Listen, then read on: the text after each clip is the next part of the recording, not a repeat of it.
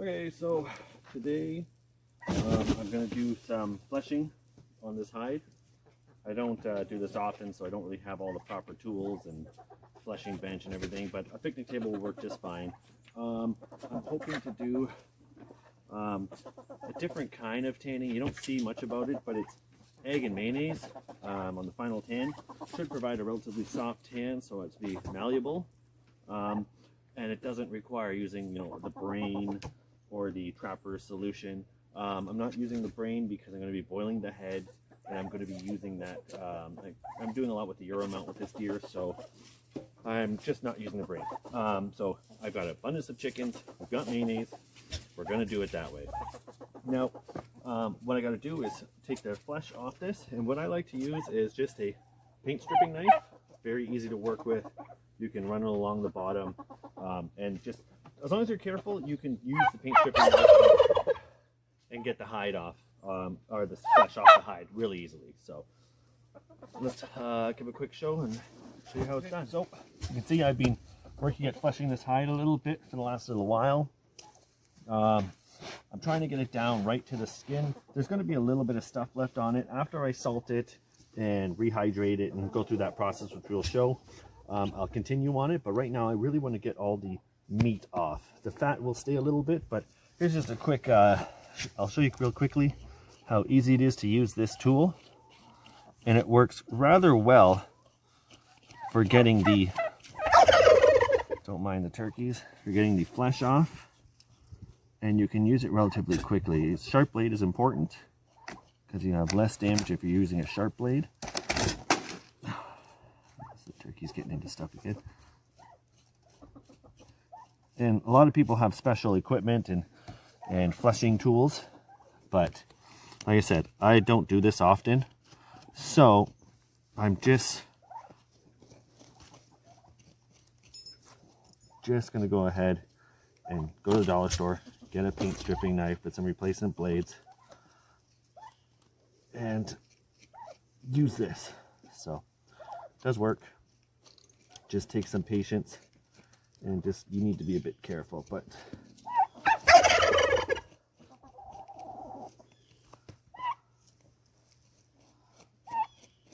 don't mind the turkeys. As you can see, it's not a very enjoyable part of the process, but very necessary.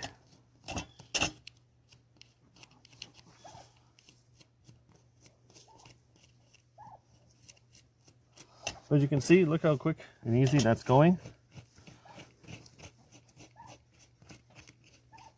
Works very well. And if you're careful, you won't really poke any holes in the hide. Just careful, run it at the right angle. You want it to run along the hide and go between that layer of, it's almost like a collagen layer between the fat and the hide. And this deer was hanging for 5 days before I got to this process. I like to hang my deer with the hide on if the temperature is right, because it just protects it from rain and other elements. But you can see I've got a nice little area here that's cleaned off, and it's actually cleaned quite well. So, especially when it comes to the fattier parts like this, I mean, you can go through it relatively quickly. It doesn't look like I'm being that careful, but I actually am. Already gone through this portion, and I will go through and finish this off a little better. But I think you've seen enough of this. I'll come back when most of this is defleshed.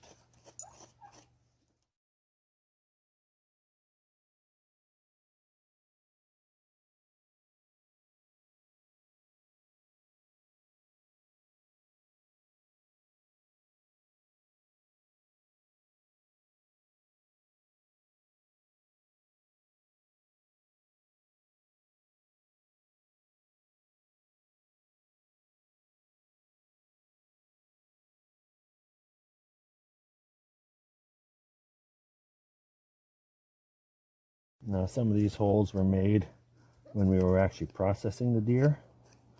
You have to be a little careful when you're doing this around the edges. It's usually the underbelly of the deer. The skin's a little thinner, soft. You'll notice the membrane's a little different than up here. It's not like that hard fat. So just keep that in mind when you're working on these. The hide is pretty tough though. It's pretty resilient. So you can really get in here and do a quick scrape. Like even if you're slicing across like this, you'll see how I'm not really puncturing the hide. I'm just kind of running the blade between the fat and the hide. So I'm not a tanner or anything like that. I'm just a guy who wants to keep his deer pelt and actually put the work in to make a like a bit of a throw with it. So I'm actually going to go through the process this time. Normally this is the part that nobody wants to do. It's not very fun, not very enjoyable. It's time consuming and tedious. But I feel like if you feel the deer is worth it, it's definitely good to put the effort in and do this for yourself. It's getting along really well. After I salt it, I'm going to come back and do another cleaning on it, but that'll come after. I mean, I'm getting most of the stuff off. You see how you have that bluish color? You really want to get to that layer right down to there. Now, I know there's other ways of doing this. Other people are going to say, well, you do it this way instead or whichever, and that's fine. I saw a bunch of different ways of other people doing it, but saw a few videos on doing it this way. There's really not a lot of information as far as visual information on doing the mayonnaise tan. So that's why, after reading a few forums, I decided, you know what, let's do it. Actually make a video on it, because not everybody has the ability to get the tanner solution on time. Like for me, I'd have to order it online, and with COVID and everything, it's not something I expect to have show up at my door right away. And I'm not going to freeze this hide because I need the space in the freezer. I'm not going to just let it sit and salt for a long time either. So I want to do this, and I want to do it now. So I'm using the egg and the mayonnaise method. And you can see I'm getting to that point where it's almost time for a new blade.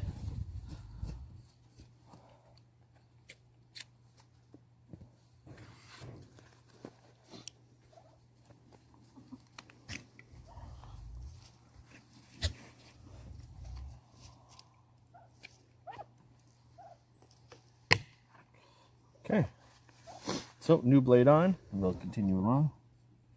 Just be careful once that brand new blade is on, because it's really sharp, and if you're still putting the same pressure that you were putting on before you replaced it, you might just go through the hide. And I came close a couple times. You can see here, got a little close. Might need to do something with that later, but generally it's not bad at all. Just really trying to be careful with the new blade, because when you're going to cut through the hide, that's usually when it happens. Like right there, I just nicked it a little too much, but it's not the end of the world. When I skinned this thing out, I wasn't even actually going to do this. So if I was planning on doing this originally, probably would have taken a little more care with the skinning, but whatever.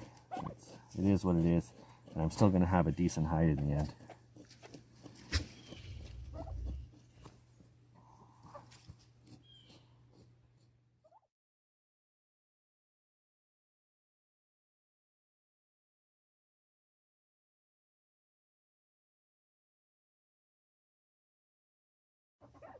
Okay, so we've taken most of the fat and the meat and some of the membrane off the hide. I'm just going to throw it out right on here for you to see. I've got a skid here. It's a little wider, and I have a skid for a specific purpose. I mean, I could use the picnic table anyway, but for me, I'm just going to use the skid to show you. So here we are. It's spread out mostly, and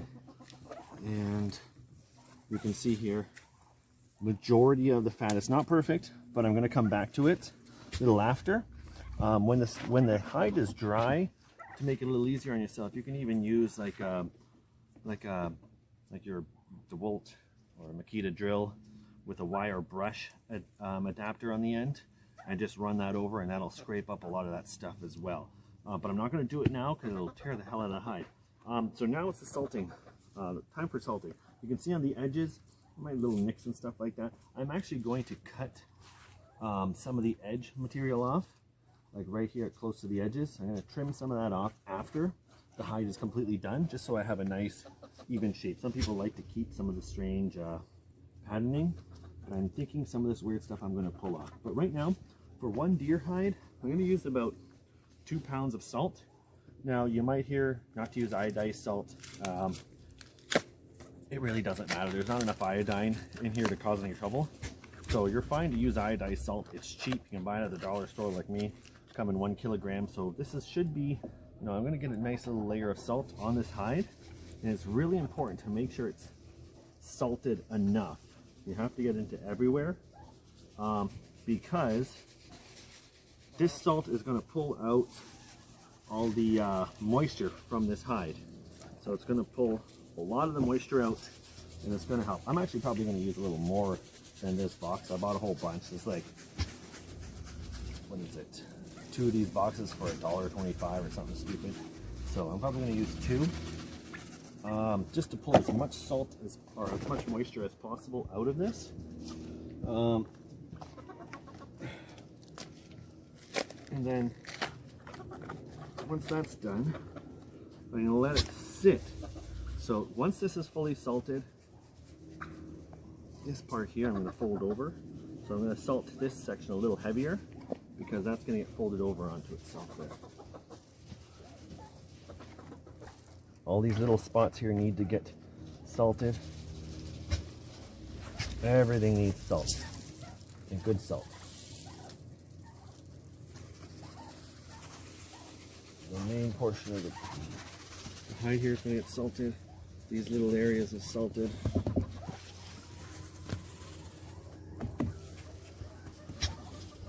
Okay, so that's enough salt for now. This is what I was talking about. I didn't get this here, so that's going to go right in here and get salted. That'll do. Okay, so here's what's going to happen. Now, I am going to take this and I'm going to fold it over on itself. And there's a reason I'm doing this.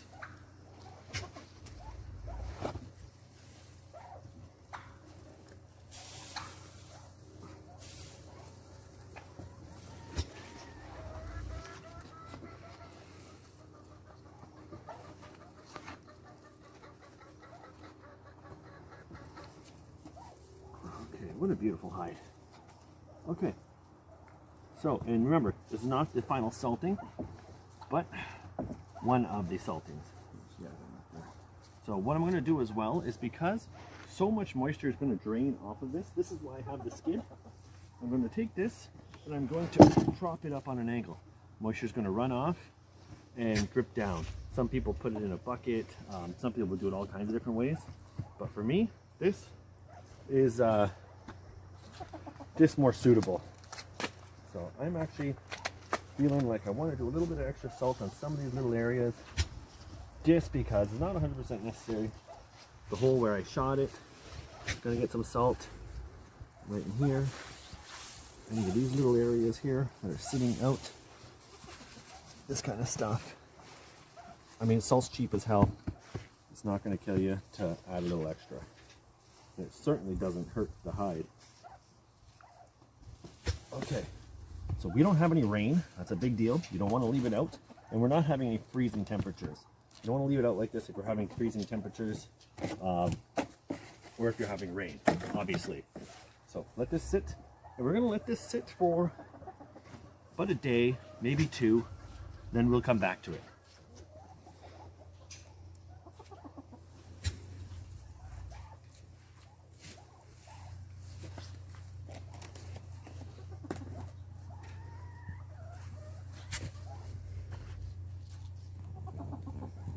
Alright, so it's been 24 hours. The hide has been salting. I covered it over. And I've also put it on more of an angle, just so any moisture was really dripping off. If you come and take a look right here, you can see where it's been dripping and just pulling that moisture out of the hide. I'm doing a really good job of that throughout the night, 24 hours, and you can see it's actually starting to harden a little bit, which is really nice. A little bit more work to do on cleaning this, but I'll give that a minute before I go in and do any more. Yeah, that's pretty good. Quite a bit of salt here. Yeah, so here, what we're going to do is we're going to knock all this salt off.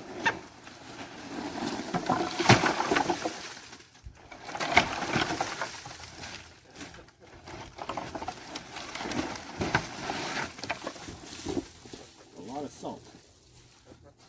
Let's take another look at this hide. Couple areas here. I'm going to clean this up a little more with the blade, then I'll get back to you. Okay, so it's been about a day and a half.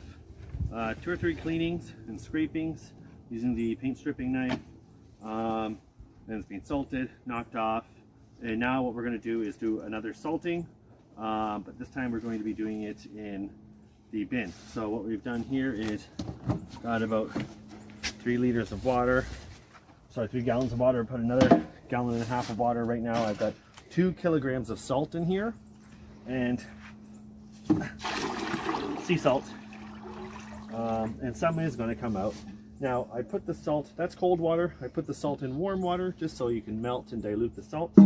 I also add a 1/4 cup of baking soda.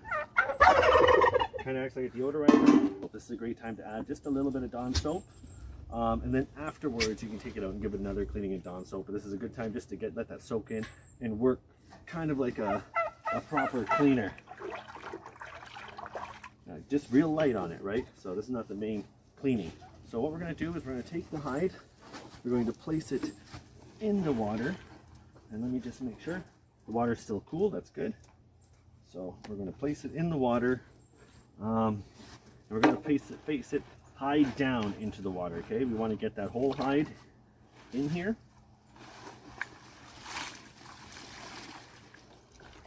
We want to get the whole hide in. Use a clean stick for this.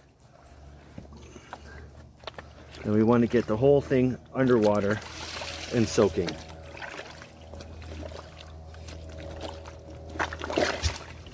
You can top up your water after, but just get the air out of the hide and get it completely submerged. And we're going to let it sit in here like this for, I don't know, 8 to 12 hours typically on the first go. It's going to help clean up this hide and get that salt to permeate all through that hide and tighten up those hair follicles. The baking soda will help deodorize it, and the Dawn is just going to help with a little bit of cleaning. So great, I'll try to get this underwater. I'll add a little extra water just to top it off, and we'll give it another mix, and then that's that. Okay, so it's been about 2.5 hours or so. Every couple hours, come out, use your stick just to move it around. I know this cooler's not the biggest one, but I like the lid. You can seal it up. Turkeys won't peck at it. And it keeps the hide nice and kind of submerged. If you have to top up with a little more salt water, then do so, but just make sure you come out every couple hours and give it a bit of a mix. You want that, just in case there's air bubbles or anything in there, you want that liquid to get through everything.